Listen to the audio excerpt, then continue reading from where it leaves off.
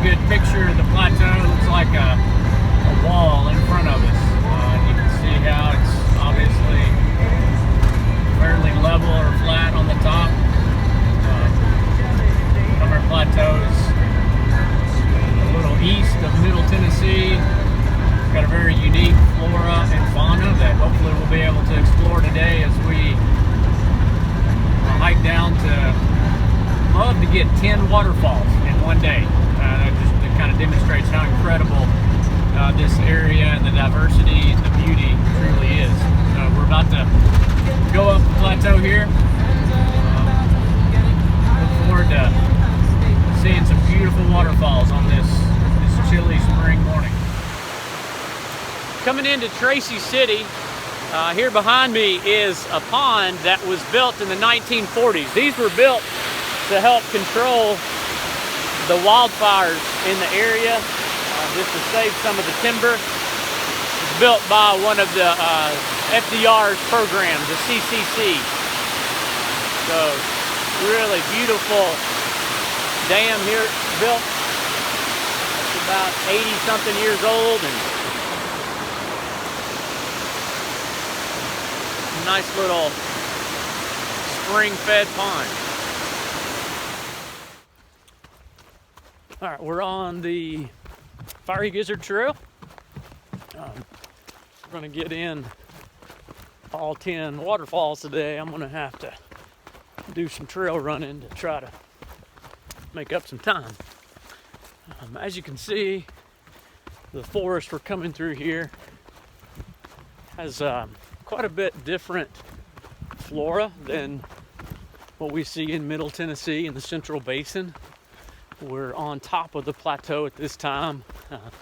Fiery Gizzard Gorge, beautiful example of the topography that we have along the plateau. We'll drop down into the gorge here in just a little bit. So we're going to descend quite a bit. That's what creates a lot of the waterfalls and the cascades that we'll be able to witness today. Some of the flora that's different here than in Middle Tennessee. See the hemlock trees. I think we have the largest hemlock in the state that we'll be able to witness up here. We have the big leaf magnolias, mountain laurels. All these are found in the plateau forest, but not found in the Central Basin of Middle Tennessee. We'll also hopefully see some wildflowers that we'll be able to identify, and maybe identify some birds on this chilly spring morning. It's in the 30s right now. No rain right now, but it might rain a little bit later. All right. This, my friends, is the largest hemlock, eastern hemlock, in the state of Tennessee. Beautiful, beautiful tree.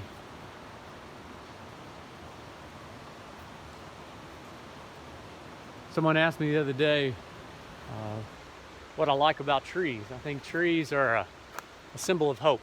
They're absolutely beautiful and wonderful. There's a verse in the Bible, Job chapter 14 and verse 7, that says, there's hope for a tree if it's cut down that it will sprout again. The eastern hemlock tree, let's see if we can give an example of it. Here's a small one, probably an offspring of this large one. Oh yeah, there's a really good example. If you can see those white, looks like kind of like lint on the bottom. That's actually an invasive species. It's the woolly adelgid, I think is how you pronounce it. It's an insect in the order Hemiptera, one of the true bugs. They're from Asia. They were brought over here, introduced. I don't know exactly how they came to the United States, but we've talked a lot in environmental science and some in biology about invasive species. These pests, these little insects, are killing off. They're sucking the sap out of the eastern hemlock. And the reason why these are an invasive species is because they have no known predator to keep them in check here in the United States or in North America. A really good example of why it's important for us to not bring other species into different areas. You know, we talked about the 10% rule. 10% of living organisms that are brought in from one biome to another biome or from one ecosystem to another will live, and 10% of those that live will become invasive. So let's hope that this eastern hemlock can stand for generations to come. Beautiful, beautiful tree.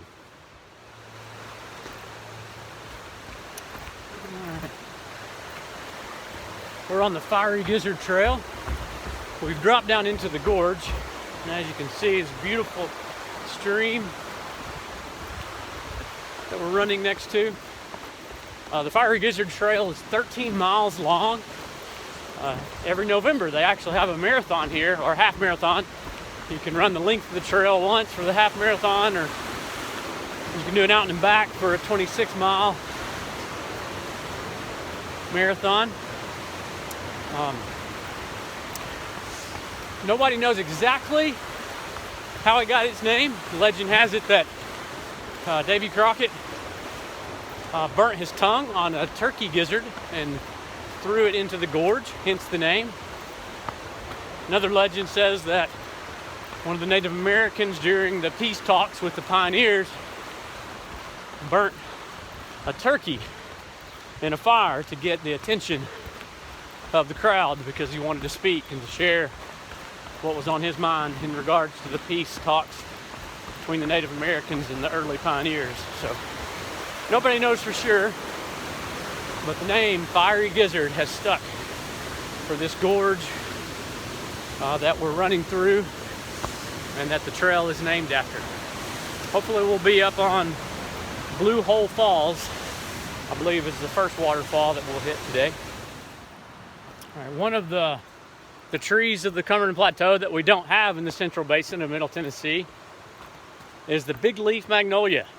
Obviously, any of our deciduous trees, trees that lose their leaves in the fall, aren't really producing leaves right now, or they're really small. So this leaf is from last year, and as you can see, it's got this really neat, kind of almost transparent. You can see the veins that are left in the leaf, and yes, Q, you could see the characteristic of the big leaf magnolia, the butt crack at the base of the leaf. It's a great way to identify it from other leaves, but obviously it's quite large as well. You can see the eastern hemlock. We've seen quite a few of those. The mountain laurel, we're coming up on a mountain laurel here in just a second, so I'll try to get a good picture of that one. It's an evergreen tree, but it is a broadleaf tree as well. I really like the trunk of the mountain laurel. There's the mountain laurel, and you can see the leaves. It's very similar to the rhododendron. In fact, it can be really challenging to tell the difference between the two. There's another good picture of it. We're coming up on Sycamore Falls. We're downstream from the waterfall. Try to navigate this climb here. You can hear it in the background. Hopefully you can still hear me. The trail is awfully muddy. Ava, you wouldn't enjoy this. Hopefully on the video it's not too dramatic for you. All right. Beautiful, beautiful. All right, you ready for this? Waterfall number 1 of the day, Sycamore Falls.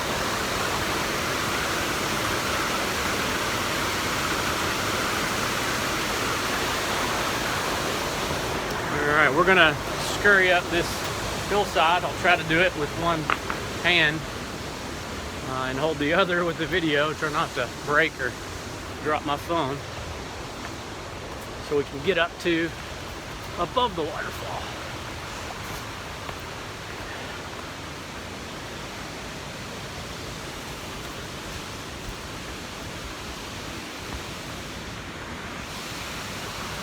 There's another view right there.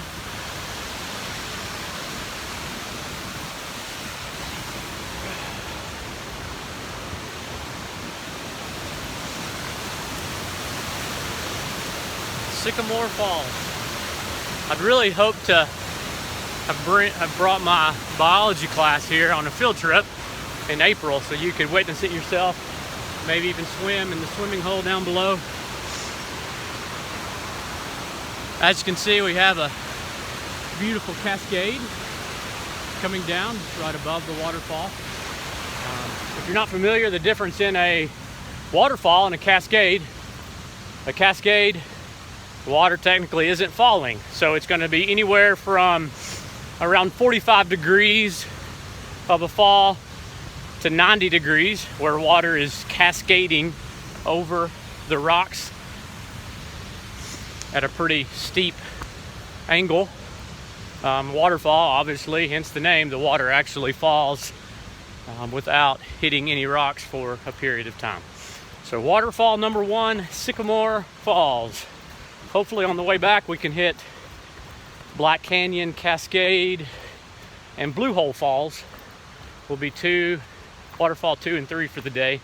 This has been about a 2-mile hike / run to get here. So we got 2 more miles back, and then we've got to try to hit 7 more waterfalls today. Some of those are a little bit farther hikes and runs on the trail, so it's going to be, and of course we have to drive to the trailhead, so it's going to be a long day, but super exciting. 10 waterfalls in one day. Maybe we can do it.